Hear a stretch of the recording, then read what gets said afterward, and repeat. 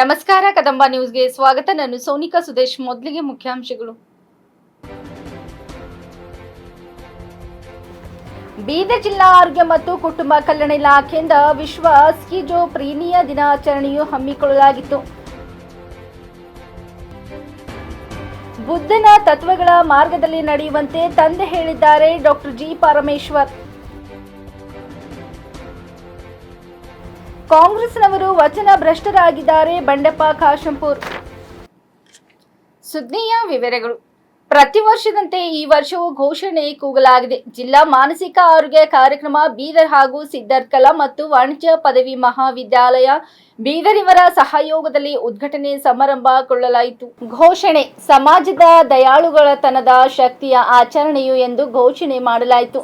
ಸಿದ್ಧಾರ್ಥ ಕಾಲೇಜಿನ ಪ್ರಾಂಶುಪಾಲರಾದ Gopal Badiger, doctor Rajashekhar Patil, Chandrakant Shahabadkar, doctor Kiran M Patil, doctor Shweta Patil, doctor Sangareddy ಮತ್ತು ವೀರಶೆಟ್ಟಿ, ಚನ್ನಶೆಟ್ಟಿ, ಜಗದೇವಪ್ಪ ಚೆಕ್ಕೆ, ಬಸವರಾಜ್ ಸ್ವಾಮಿ, ಸೀಮಪ್ಪ, ಬಿ ಸರಕುರೆ ಮತ್ತಿತರರು ಸಮಾರಂಭದಲ್ಲಿ ಭಾಗಿಯಾಗಿದ್ದರು. ಇದೇ ಸಂದರ್ಭದಲ್ಲಿ ಬುದ್ಧ ಪೂರ್ಣಿಮಾ ಪುಷ್ಪಾರ್ಚನೆ ಮಾಡಿ ಅಭಿವಂದನೆ ಹೇಳಿ ಸಸಿಗೆ ನೀರು ಹಾಕುವುದರ ಮೂಲಕ ಈ ಸಮಾರಂಭವು ಉದ್ಘಾಟನೆಗೊಳ್ಳಲಾಯಿತು. ಡಾಕ್ಟರ್ ಕಿರಣ್ ಎಂ ಪಾಟೀಲ್ ಅವರು ಜನರಿಗೆ ಜಾಗೃತಿ ಮೂಡಿಸುವಂತೆ ಕರಪತ್ರ ಬಿಡುಗಡೆ ಮಾಡಿ ರೋಗ ಲಕ್ಷಣ ಕುರಿತು ಮಾಹಿತಿ ನೀಡಿದರು ಮತ್ತು ಸ್ಕಿಜೋಫ್ರೀನಿಯಾ ಈ ರೋಗದ ಕಾಯಿಲೆಯು ಒಂದೇ ದಿನದಲ್ಲಿ ಬರುವಂತದಲ್ಲ. ಹಂತ ಹಂತವಾಗಿ ಮನಸ್ಸಿನ ಮೇಲೆ ಒತ್ತಡ ಬೀಳ್ತಾ ಈ ರೋಗವು ಜಾಸ್ತಿ ಆಗ್ತಾ ಹೋಗುತ್ತೆ. ರೋಡಲ್ಲಿ ಮೀಸೆಗಡ್ಡ ಬಿಟ್ಟು ಕೊಳಚೆ ನೀರು ಕುಡಿಯುತ್ತೆ, ಕಸ ಕಡ್ಡಿ ಆಯುತ್ತಾ ಇರ್ತಾರೆ, ತಮ್ಮೊಂದಿಗೆ ತಾವೇ ಮಾತಾಡ್ತಾರೆ, ಭಯ ಪಡ್ತಾರೆ, ಯಾರೋ ಹೊಡೆಯೋಕೆ ಬಂದಂಗೆ, ಹೀಗೆ ಹಲವಾರು ತರಹದ ರೋಗ ಲಕ್ಷಣಗಳು ಇರುತ್ತವೆ ಎಂದು ಡಾಕ್ಟರ್ ಕಿರಣ್ ಎಂ ಪಾಟೀಲ್ ತಿಳಿಸಿದರು.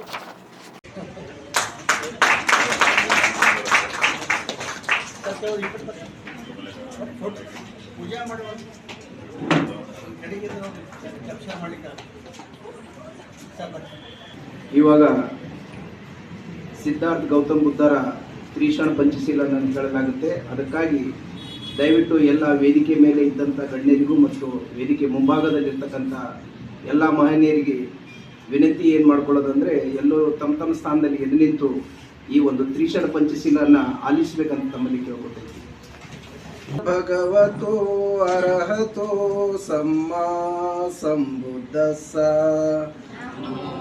ತಸ್ಸ ಭಗವತೋ ಅರ್ಹತೋ ಸಮ್ಮಾ ಸಂಬುದ್ಧಸ್ಸ ನಮೋ ತಸ್ಸ ಭಗವತೋ ಅರ್ಹತೋ ಸಮ್ಮಾ ಸಂಬುದ್ಧಸ್ಸ ಬುದ್ಧಂ ಶರಣಂ ಗಚ್ಛಾಮಿ ಸಂಘಂ ಶರಣಂ ಗಚ್ಛಾಮಿ ದ್ವಿತೀಯಾಂಪಿ ಬುದ್ಧಂ ಶರಣಂ ಗಚ್ಛಾಮಿ ತೃತೀಯಾಂಪಿ ಸಂಘಂ ಶರಣಂ ಗಚ್ಛಾಮಿ ಪಾನಾತಿಪಾತಾ ವೇರಮಣಿ ಸಿಕ್ಖಾಪದಂ ಸಮಾದಿಯಾಮಿ ಆದಿನ್ನದಾನ ವೇರಮಣಿ ಸಿಕ್ಖಾಪದಂ ಸಮಾದಿಯಾಮಿ ಕಾಮೇಷು ಮಿಚ್ಛಚಾರ ವೇರಮಣಿ ಸಿಕ್ಖಾಪದಂ ಸಮಾದಿಯಾಮಿ ಮೋಸವಾದ ವೇರಮಣಿ ಸಿಕ್ಖಾಪದಂ ಸಮಾದಿಯಾಮಿ ಸುರಾಮೇರಯ ಮಜ್ಜಪಮಾದಠಾನ ವೇರಮಣಿ ಸಿಕ್ಖಾಪದಂ ಸಮಾದಿಯಾಮಿ. ಎಲ್ಲರಿಗೂ ಜೈ ಭೀಮ್, ನಮೋ ಬುದ್ಧ.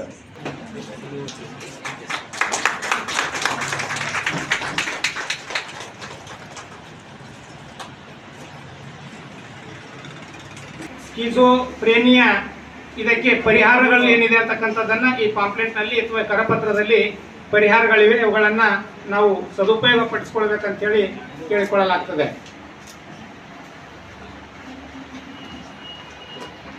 ನಾವು ಒಂದು ವಿಶ್ವ ಆರೋಗ್ಯ ಕಾರ್ಯಕ್ರಮದ ಕಡೆಯಿಂದ ವತಿಯಿಂದ ಆರೋಗ್ಯ ಇಲಾಖೆ ವತಿಯಿಂದ ನಾವು ಈ ಒಂದು ವಿಶ್ವ ಸ್ಕಿಜೋಫ್ರೇನಿಯಾ ದಿನಾಚರಣೆಯನ್ನು ಈ ಒಂದು ಕಾಲೇಜಿನಲ್ಲಿ ಆಚರಣೆ ಮಾಡಬೇಕು ಅಂತ ಬಯಸ್ತಾ ಇದ್ದೀವಿ ಅಂತ ಹೇಳಿ ಕೇಳಿಕೊಂಡಾಗ ನಮ್ಮ ಪ್ರಾಂಶುಪಾಲರಾದ ಬಡಿಗೇರ್ ಸರ್ ಅವರು ಅದಕ್ಕೆ ಅವರ ಒಂದು ಒಪ್ಪಿಗೆಯನ್ನು ನೀಡಿ ತಮ್ಮೆಲ್ಲರನ್ನು ಈ ಒಂದು ಕಾರ್ಯಕ್ರಮದಲ್ಲಿ ಭಾಗವಹಿಸಲು ಒಂದು ಅನುವು ಮಾಡಿಕೊಟ್ಟಿದ್ದಕ್ಕಾಗಿ ಹಾಗೂ ನಮ್ಮ ಜ್ಞಾನವನ್ನು ತಮ್ಮೊಂದಿಗೆ ಹಂಚಿಕೊಳ್ಳಲು ನಮಗೆ ಅನುಕೂಲ ಅವಕಾಶ ಮಾಡಿಕೊಟ್ಟದ್ದಕ್ಕಾಗಿ ಆರೋಗ್ಯ ಇಲಾಖೆಯ ಪರವಾಗಿ ನಾನು ಅವರಿಗೆ ಹಾರ್ದಿಕ ಅಭಿನಂದನೆಗಳನ್ನು ಸಲ್ಲಿಸುತ್ತೇನೆ.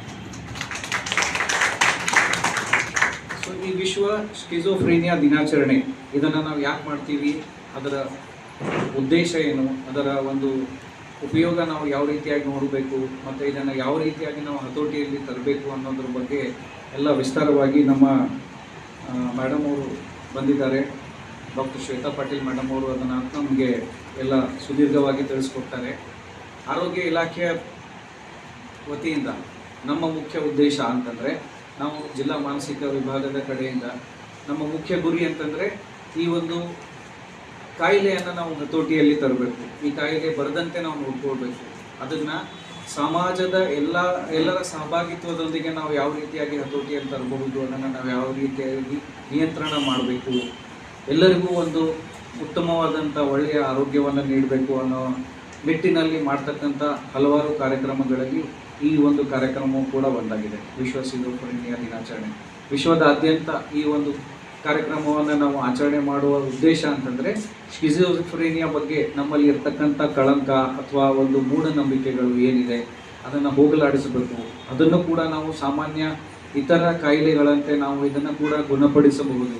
ಅದಕ್ಕಾಗಿ ನಾವು ಏನೇನು ಕ್ರಮಗಳನ್ನು ಕೈಗೊಳ್ಳಬೇಕು ಅನ್ನೋ ಒಂದು ನಿಟ್ಟಿನಲ್ಲಿ ನಾವು ಇದನ್ನು ಯೋಚನೆ ಮಾಡಿ ಮಾಡ್ತಕ್ಕಂಥ ಕೆಲಸಗಳಿಗೆ ಈ ಒಂದು ದಿನಾಚರಣೆಯನ್ನು ನಾವು ಇವತ್ತಿನ ದಿವಸ ಹಮ್ಮಿಕೊಳ್ತಾ ಇದ್ದೀವಿ.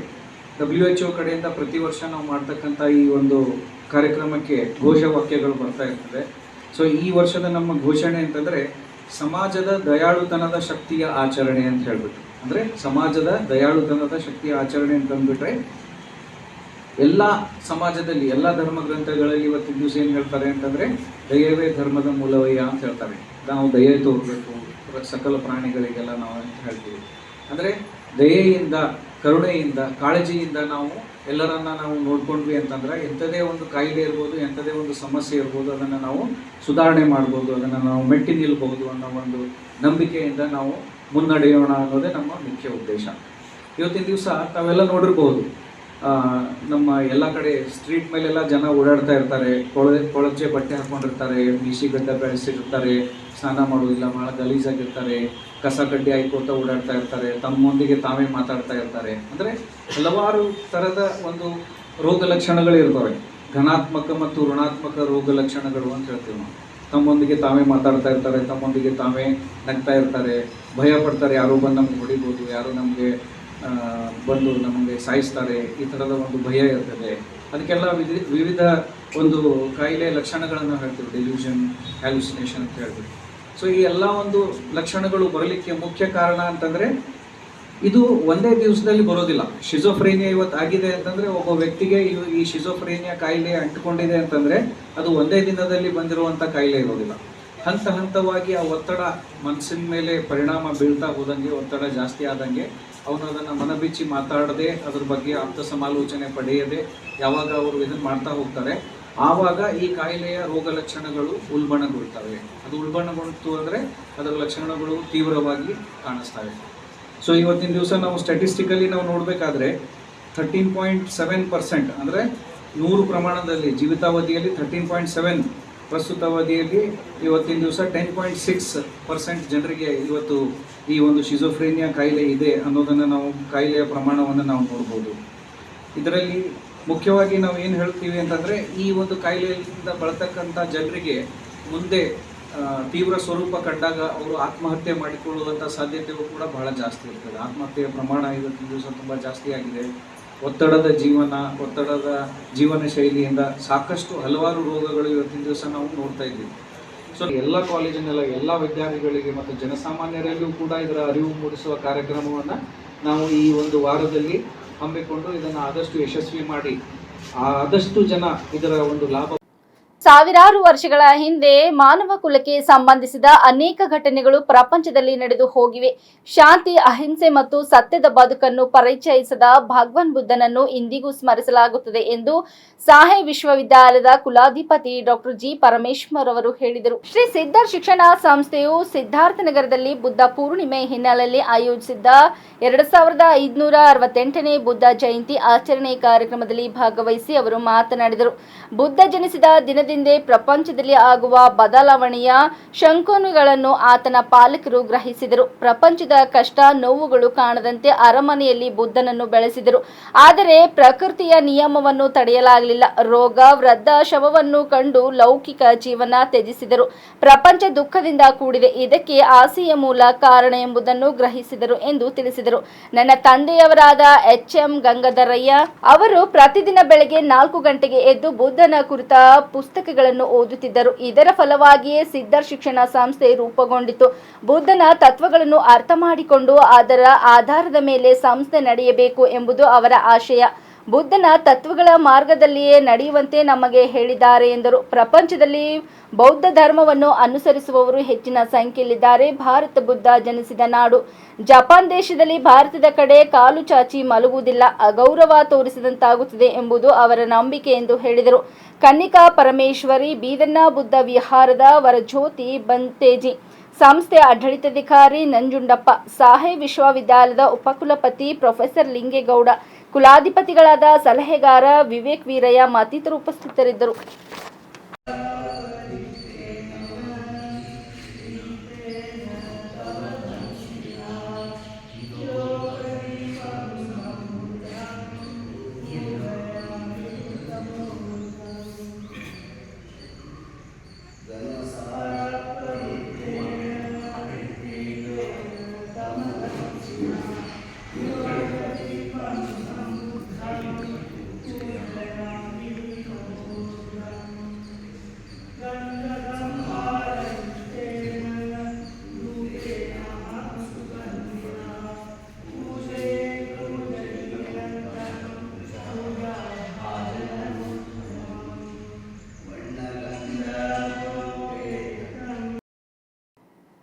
ಪದವೀಧರರಿಗೆ ಕಾಂಗ್ರೆಸ್ ಮೋಸ ಮಾಡಿದೆ. ನಾವು ಅಧಿಕಾರಕ್ಕೆ ಬಂದ ತಕ್ಷಣವೇ ಎಲ್ಲಾ ಪದವೀಧರರಿಗೆ 3,000 ರೂಪಾಯಿ ಕೊಡುತ್ತೇವೆ ಎಂದು ಕಾಂಗ್ರೆಸ್ನವರು ಹೇಳಿದರು.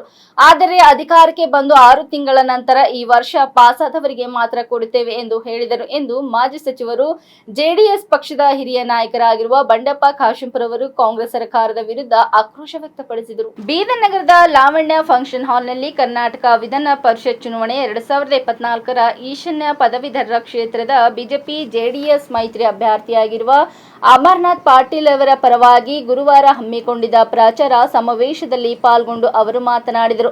ಕಾಂಗ್ರೆಸ್ನವರು ವಚನಭ್ರಷ್ಟರಾಗಿದ್ದಾರೆ. ಅವರು ಅಧಿಕಾರಕ್ಕೆ ಬಂದ ತಕ್ಷಣವೇ ಪದವೀಧರರಿಗೆ 3,000 ರೂಪಾಯಿ ಕೊಡಬೇಕಾಗಿತ್ತು.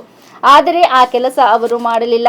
ನಾವು ಮತದಾರರಿಗೆ, ಪದವೀಧರರಿಗೆ ಕಾಂಗ್ರೆಸ್ನವರು ಮಾಡುತ್ತಿರುವ ಮೋಸದ ಬಗ್ಗೆ ಮನವರಿಕೆ ಮಾಡಿಕೊಡುವ ಕೆಲಸ ಮಾಡಬೇಕು ಎಂದು ಬಂಡೆಪ್ಪ ಕಾಶೆಂಪುರ ಅವರು ಹೇಳಿದರು. ಈ ಸಂದರ್ಭದಲ್ಲಿ ಕೇಂದ್ರ ಸಚಿವರಾದ ಪ್ರಹ್ಲಾದ್ ಜೋಶಿ, ಭಗವಂತ್ ಖೂಬಾ, ವಿಧಾನ ಪರಿಷತ್ ಸದಸ್ಯರಾದ ರಘುನಾಥರಾವ್ ಮಲ್ಕಾಪುರೆ, ಎನ್ ರವಿಕುಮಾರ್, ಅಭ್ಯರ್ಥಿ ಅಮರನಾಥ್ ಪಾಟೀಲ್, ಶಾಸಕರಾದ ಸಿದ್ದು ಪಾಟೀಲ್, ಶರಣು ಸಲಗರ್, ಪ್ರಮುಖರಾದ ಸೋಮನಾಥ್ ಪಾಟೀಲ್, ರಮೇಶ್ ಪಾಟೀಲ್ ಸೋಲ್ಪುರ್, ಈಶ್ವರ್ ಸಿಂಗ್ ಠಾಕೂರ್, ಬಾಬು ವಾಲಿ ರವರು ಸೇರಿದಂತೆ ಅನೇಕರು ಇದ್ದರು.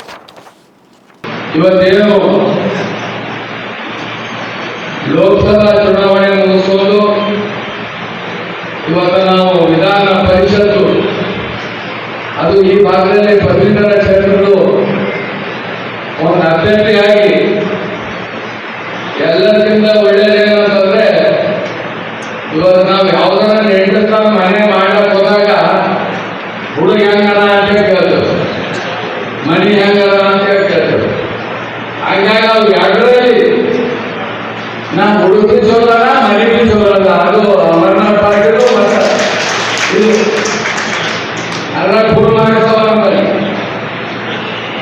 ಇಂಥ ಒಂದು ಅಭ್ಯರ್ಥಿ, ಯಾಕಂದ್ರೆ ಮೊದಲು ಅವರು ವಿಧಾನ ಪರಿಷತ್ ಗೆದ್ದು ಸಾಕಷ್ಟು ಕೆಲಸ ಮಾಡಿ ಈವನ್ ಹೈದರಾಬಾದ್ ಕರ್ನಾಟಕ ಡೆವಲಪ್ಮೆಂಟ್ ಅಧ್ಯಕ್ಷರಾಗಿ ಕೆಲಸ ಮಾಡಿದ್ದಾರೆ.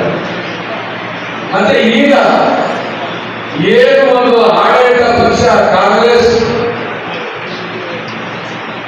ಅದರಲ್ಲಿ ಏನಿಲ್ಲ, ಬರೀ ಆವಾಸನ ಒಳಗಡೆ ಹೋಗೋದು. ನಮ್ಮ ಮನೆಯಲ್ಲಿ ಹೇಳಿದೆ, ಚುನಾವಣೆ ಮುಖಾಂತರ ನೀವು ಜನರ ವಿಶ್ವಾಸ ಕಳ್ಕೊಂಡ್ರಿ, ಅದು 4ನೇ ತಾರೀಕು ಗೊತ್ತಾಗುತ್ತೆ ಅಂತ ಅವತ್ತೇ ಹೇಳಿದ್ರಿ ಮನೆ. ಆದ್ರೆ ಇವತ್ತ ಒಳ್ಳೆಯದು 3ನೇ ತಾರೀಕಿಗೆ ಎಲೆಕ್ಷನ್, 4ನೇ ತಾರೀಕು ರಿಸಲ್ಟ್. ಇದು ಯಾಕೆ ಗೊತ್ತಾಯ್ತು ಅಂತಂದ್ರೆ, ಇವತ್ತು ಕಾಂಗ್ರೆಸ್ ಅದರಲ್ಲಿ ವಿಶೇಷವಾಗಿ ಪದವೀಧರರು ಲೆಕ್ಕ ಹಾಕಬೇಕು. ಸರ್ಕಾರ ಬರೋಕ್ಕಿಂತ ಮೊದಲು ಏನ್ ಹೇಳಬೇಕು, ಎಲ್ಲ ಡಿಗ್ರಿ ಹೋಲ್ಡರ್ಗೆ ಎಷ್ಟು ಕೊಡ್ತಿದ್ರು? 3000 ರೂಪಾಯಿ, 3000 ರೂಪಾಯಿ ಕೊಡ್ತಿದ್ರು. ಇಲ್ಲ ಮತ್ತೇನ್ ಮಾಡಿದ್ರು? ಅದು 6 ತಿಂಗಳು ಆದ್ಮೇಲೆ ಆ ವರ್ಷ ಯಾರು ಪಾಸ್ ಆಗ್ಯಾರ ಅವ್ರಿಗೆ ಕೂದೆವು. ಇಂಥ ಸುಳ್ಳು ಹೇಳೋ ಮಂದಿಗೆ, ಇಂಥ ವಚನ ಪ್ರಶ್ನೆ ಯಾಕಂದ್ರೆ ಬಂದಾಗ ಕೊಡ್ಬೇಕಾಗಿತ್ತು, ಅದು ಕೊಡಲಿಲ್ಲ. 6 ತಿಂಗಳು ಬಾಳ್ ಕೊಡತ್ತು. ವಿಶೇಷವಾಗಿ ಪದವೀಧರರು ಈ ಕಾಂಗ್ರೆಸ್ಗೆ ಓಟ್ ಕೊಡಬೇಕ. ಮನೆ ಮನೆ ಓಡಬೇಕು. ಮನೆ ಮನೆಯಲ್ಲ ಊರಿಗೆ 10, 15, 20 ಓಟು, 100 ಓಟು ತನಕ ಬರ್ತಾವ. ಅದೇನೋದ್ರೆ ಮನವರಿಕೆ ಮಾಡಬೇಕು. ಇಂಥ ಸುಳ್ಳು ಸರ್ಕಾರ ಹೇಳಿ ನಡೆಸ್ತಾ ಇದ್ದಾರ. ಅಧಿಕಾರದಲ್ಲಿ ಬಂದ 135 ಸೀಟು, ಬಾಕಿ ಎಷ್ಟು ಸುಳ್ಳು ಹೇಳ್ತಾರೆ ಹೋಗೋದು ನಡ್ಡೆ ಇದ್ದಾವೆ. ಈ ಪದವೀಧರಿಗೆ ಸೀಮಿತ ಅಷ್ಟೇ ಹೇಳ್ತಾ ಇದ್ದೀನಿ ನಾನು. ಅಂತ ಒಂದು ನಿಟ್ಟಿನಲ್ಲಿ ಇವತ್ತು ಕಾಂಗ್ರೆಸ್ ಬಂದು 1 ವರ್ಷ ಇತ್ತು ಸರ್ಕಾರ. ರೈತರ ಹಾಲತ್ ಏನಿದೆ, ನಾವು ನೀವೆಲ್ಲ ರೈತರು ಬಂತು. ಇವತ್ತು ಮೋದಿ ಸರ್ಕಾರದಿಂದ 6,000 ರೂಪಾಯಿ ಬರ್ತದ. ಹಿಂದೆ ಯಡಿಯೂರಪ್ಪರಿಗೆ 4,000 ರೂಪಾಯಿ ಕೊಟ್ಟು 10,000 ರೂಪಾಯಿ ರೈತರಿಗೆ ಹಾಕಿದ್ರು. ಅದೇ ಈ ಕಾಂಗ್ರೆಸ್ ಸರ್ಕಾರ ಬಂದ್ಮೇಲೆ ಅದು ಕಟ್ ಮಾಡಿದೆ. ಇವತ್ತು ನಾವು ರೈತರ ಮಕ್ಕಳು ಬೀಜಕ್ಕಿಲ್ಲ, ದುಡ್ಡಿಲ್ಲ, ಬರಗಾಲಿದೆ. ಇವತ್ತು ಯಾವುದೇ ಈ 5 ಗ್ಯಾರಂಟಿ ಇಲ್ಲ, ರೈತರು 1 ಗ್ಯಾರಂಟಿ ಇಲ್ಲ. ಅದಕ್ಕ ಕೇಂದ್ರ ಸರ್ಕಾರ 4ನೇ ತಾರೀಕು ಹೆಂಗ್ವಿ ಅಕ್ಕಿ ಬಾರ್ 400 ಬಾರ್ ಆಯ್ತಾನೆ, ಬೇರೆ ಮಾತೇ ಇಲ್ಲ. ಮತ್ತೆ ಇಲ್ಲಿ ಏನ್ ಕಾಂಗ್ರೆಸ್ ರೊಕ್ಕ ಹಂಚಿದೇವು ಅಂತ ಹೇಳಿ ನಾವು ಬರ್ತೇವೆ, ನೀವು ಬರ್ತೇವೆ, ಅವ್ರಿಗೆ ಗೊತ್ತಿಲ್ಲ. ಭಗವಂತ ಕೂಬಲ್ ಕಿಸ್ಮತ್ ಜೋರದ ಇಲ್ಲಿ ಏನು ಇಲ್ಲದ್ರು ಮೋದಿ ಹೆಸರ ಭಗವಂತ ಕೂಬಲ್ ಬರೋದು ಗ್ಯಾರಂಟಿ ಅಂತ ಹೇಳಿ ಬರ್ತದ. ಅಂತ ಒಂದು ಇದರಲ್ಲಿ ಇವತ್ತು ನಾವು ಪದವೀಧರ ಕ್ಷೇತ್ರ ಏನು ನಮ್ಮ ಭಾಗದಲ್ಲಿ ಸುಮಾರು 6 ಜಿಲ್ಲೆಗಳು ಬರ್ತವ. ಇಂಥದ್ದು ಏನಲ್ಲ, ಇವತ್ತು ನಾವು ಹಳ್ಳಿಯಲ್ಲಿ ಪದವೀಧರ ಯಾರು ವೋಟರ್ಸ್ ಇದಾರ ಅವರು ಪಟ್ಟಿ ತಗೊಂಡು ಇವತ್ತು 2 ಪಾರ್ಟಿಗೂ ಒಂದೇ ಒಂದು ಗುರಿ. ಇಂಥ ಒಂದು ಭ್ರಷ್ಟ ಸರ್ಕಾರ, ರೈತರು ವಿರೋಧಿ ಸರ್ಕಾರ, ಈ ಕಾಂಗ್ರೆಸ್ ಸರ್ಕಾರಕ್ಕ ಇವತ್ತೇನು 6 ಸೀಟಲ್ಲಿ ಎಲೆಕ್ಷನ್ ನಡೀತಾ ಇದೆ. 2 ಸೀಟಲ್ಲಿ JDS, 4 ಸೀಟಲ್ಲಿ ಬಿಜೆಪಿ. ಇವತ್ತು 6 ಸೀಟ್ ಕರ್ನಾಟಕದಲ್ಲಿ ಇವತ್ತು ಮೈತ್ರಿ ಪಕ್ಷದವ್ರು ಬರ್ತಾವ. ಹಾಗಾಗಿ ನಾವು ನೀವೆಲ್ಲರೂ ಸೇರಿ ಇವತ್ತು ಅಮರನಾಥ್ ಪಾಟೀಲ್ರಿಗೆ ಇಲ್ಲಿಂದ ಜೈ ಶ್ರೀರಾಮ್ ಮಾಡಿ, ಪಾಟೀಲ್ರೆ ಸ್ವಲ್ಪ ನೀವು ಜನ ಹೀಲ ಬಿಡ್ಬೇಕಿದ್ರೆ. ಯಾಕೆಂತ ಕೇಳ್ರಿ, ಹೋದ್ಸಲ ನಮ್ಮ ಪಾರ್ಟಿಗೆ ನಿಂತಿರೋ ಮನುಷ್ಯ ಈಗ ನಿಮಗೆ ನಿಂತವನೆ ಅವತ್ತೆಲ್ಲ ಜೋರ ಬೆಳಗಿಲ್ಲ. ಅದಕ್ಕೆ ಗೊತ್ತಲ್ಲ, ಆದ್ರೂ ನಾ ಹೇಳ್ತಾ ಇದ್ದೀನಿ, ಯಾವುದೇ ಕಾರಣಕ್ಕೂ ನಾವು ಹಿಂದೆ ಮುಂದೆ ನೋಡೋದು ಬೇಡ. ಅದಕ್ಕೇನಲ್ಲ, ನಾವು ಸಜ್ಜಾಗಿ ಇವತ್ತು ನಾವೆಲ್ಲ ಜನ ನಿಮ್ಮ ಕೈ ಹಿಡಿದ ತಯಾರ. ಕೃಷಿ ಇಲಾಖೆ, ಮೇವು ಬ್ಯಾಂಕ್, ತುಂಬಾಡಿ ಗ್ರಾಮ ಪಂಚಾಯತ್ನಲ್ಲಿ ಕುಡಿಯುವ ನೀರಿನ ಸಮಸ್ಯೆ ಜೆಜೆಎಂ ವ್ಯವಸ್ಥೆ ಬಗ್ಗೆ ಪರಿಶೀಲನೆ. ಕೃಷಿ ಇಲಾಖೆ ಬೇಸ್ಕಾಂ ಅಧಿಕಾರಿಗಳಿಗೆ ಕ್ಲಾಸ್ ತೆಗೆದುಕೊಂಡ ಜಿಲ್ಲಾಧಿಕಾರಿಗಳು ಕೇಳಿದ ಮಾಹಿತಿಗೆ ಕೃಷಿ ಅಧಿಕಾರಿಗಳು ತಬ್ಬಿಬ್ಬಾದರು. ದಾಸ್ತನ್ನು ಮಳಿಗೆಯನ್ನು ಸ್ವಚ್ಛವಾಗಿ ಇಟ್ಟುವಂತೆ ಸೂಚನೆ ಮಾಡಲಾಯಿತು. ತುಂಬಾಡಿ ಗ್ರಾಮದಲ್ಲಿ ಕೊರೆದ ಹೊಸ ಬೋರ್ವೆಲ್ಗೆ ವಿದ್ಯುತ್ ಸಂಪರ್ಕ ನೀಡದೇ ಇದ್ದ ಬೇಸ್ಕಾಂ ಅಧಿಕಾರಿಗೆ ಸಂಪರ್ಕ ನೀಡುವಂತೆ ತಾಕೀತು ಮಾಡಲಾಯಿತು. ಮೇವು ಬ್ಯಾಂಕಿನಲ್ಲಿ ಸರತಿ ಸಾಲಿನಲ್ಲಿ ನಿಂತು ಮೇವು ತೆಗೆದುಕೊಳ್ಳುತ್ತಿದ್ದ ರೈತರ ಬಳಿ ಹೋಗಿ ಮಾತನಾಡಿದ ಜಿಲ್ಲಾಧಿಕಾರಿ ಶುಭಾ ಕಲ್ಯಾಣ್, ಹೋಬಳಿ ಮಟ್ಟದಲ್ಲಿ ರೈತರಿಗೆ ಸಮರ್ಪಕ ಮಾಹಿತಿ ಕೊಡಬೇಕು. ಗೊಬ್ಬರ, ಬಿತ್ತನೆ ಬೀಜ ಇನ್ನಿತರ ರೈತರಿಗೆ ಸಮಸ್ಯೆ ಆಗದಂತೆ ನೋಡಿಕೊಳ್ಳಬೇಕು. ಗೊಬ್ಬರದ ಅಂಗಡಿಗಳಲ್ಲಿ ನಿಗದಿತ ಬೆಲೆಗಿಂತ ಹೆಚ್ಚು ಬೆಲೆಗೆ ಮಾರಾಟ ಮಾಡಿದರೆ ಅಂತಹ ಅಂಗಡಿಗಳ ಮಾಲೀಕರ ವಿರುದ್ಧ ಶಿಸ್ತು ಕ್ರಮ ಹಾಗೂ ಅಂಗಡಿ ಲೈಸೆನ್ಸ್ ರದ್ದು ಮಾಡುವುದಾಗಿ ಡಿಸಿ ಅವರು ಖಡಕ್ ಎಚ್ಚರಿಕೆ ಕೊಟ್ಟರು. ಪಟ್ಟಣ ಸೇರಿದಂತೆ ತಾಲೂಕಿನ ಯಾವುದೇ ಹಳ್ಳಿಗಳಲ್ಲಿ ಕುಡಿಯುವ ನೀರಿನ ಸಮಸ್ಯೆ ಆಗದಂತೆ ನೋಡಿಕೊಳ್ಳಬೇಕು. ಅಧಿಕಾರಿಗಳು ರೈತರು ಹಾಗೂ ಸಾರ್ವಜನಿಕರಿಗೆ ಅತಿವೃಷ್ಟಿ ಅನಾವೃಷ್ಟಿಯಿಂದ ಏನಾದರೂ ಸಮಸ್ಯೆ ಆದಲ್ಲಿ ಹೆಲ್ಪ್ಲೈನ್ ನಂಬರ್ಗೆ ಕರೆ ಮಾಡುವಂತೆ ಸೂಚಿಸಲಾಯಿತು. ತಾಲೂಕಿನ ಹಲವು ಗ್ರಾಮ ಪಂಚಾಯಿತಿಗಳಿಗೆ ಭೇಟಿ ನೀಡಿ ಸಮಸ್ಯೆಗಳ ಬಗ್ಗೆ ಜಿಲ್ಲಾಧಿಕಾರಿ ಶುಭಾ ಕಲ್ಯಾಣ್ ಅಧಿಕಾರಿಗಳು ಹಾಗೂ ಸಾರ್ವಜನಿಕರಿಂದ ಮಾಹಿತಿ ಪಡೆದರು.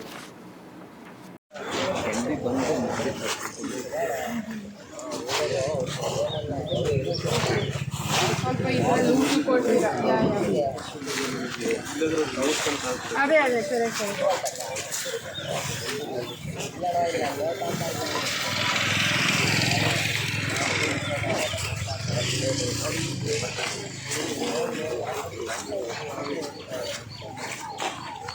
ಈಗ ಹಸುದು ಹಾಲೆಲ್ಲ ಸಂಜೆಗೆ ಹಾಕ್ತಿದ್ದೀರಾ? ಡೈಲಿ ಹಾಕ್ತಿದ್ದೀರಾ? ಎಷ್ಟು ಹಾಕ್ತೀರಾ ಒಂದು ದಿನಕ್ಕೆ? ನಾನು 25 ಲೀಟರ್ ಹಾಕ್ತೀನಿ ಬೆಳಗ್ಗೆ ಸಾಯಂಕಾಲ. ಏನು ಹಾಲು ಕಡಿಮೆ ಆಗಿಲ್ಲ?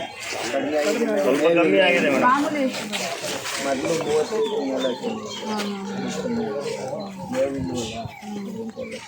ಯಾಕೆ ಈ ಮೇಲಿಗೆ ಅಷ್ಟು ಮೇವು ಏನಂದ್ರೆ ಬರಗಾಲಕ್ಕೆ ಮೇವು ಇಲ್ದಿದ್ದಕ್ಕೆ ಈಗಿನ ಸತಿ ಬೆಳೆ ಆಗಿಲ್ವಲ್ಲ, ಮೇವು ಇಲ್ವಲ್ಲ, ಅದಕ್ಕೋಸ್ಕರ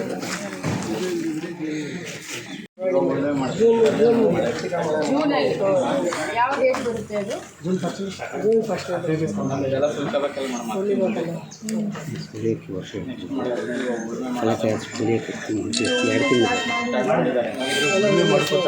ಸಿದ್ಧತೆ ಮಳೆ ಹೆಂಗಿದೆ? ಚೆನ್ನಾಗಿ ಬರುತ್ತೆ. ರೈತರಿಗೆ ಹೆಂಗೆ ಗೊತ್ತಾಗಬೇಕು ಮೇಡಮ್? ಈಗ ಪ್ರಚಾರ ಕೊಟ್ಟರಲ್ವ ಮೇಡಮ್, ರೈತರು ಬಂದು ರೈತ ಸಂಪರ್ಕಕ್ಕೆ ಬಂದು ತಾವು ಒಂದು ರೈತ ಸಂಘ ಎಲ್ಲ ಇರ್ತಾರಲ್ಲ, ರೈತರ ಕರೆಸಿನೇ ಮಾತಾಡಿ. ಎಲ್ಲ ಸ್ಟಾಫು ಕರ್ಕೊಂಡು ಹೋಗಿ ಈ ಸ್ಯಾಟರ್ಡೆ ಸಂಡೇ ಹೋಗ್ಲಿವಾಗ ಮಾಡಬೇಕು ತಾವು. ಪ್ರಚಾರ. ಇಲ್ಲಿವರೆಗೆ ಸುದ್ದಿ ಕೊಟ್ಟಿದ್ದ ನಾನು ಸೋನಿಕಾ ಸುದೇಶ್. ಮುಂದಿನ ಸುದ್ದಿಯೊಂದಿಗೆ ಮತ್ತೆ ಭೇಟಿಯಾಗೋಣ. ವಂದನೆಗಳು.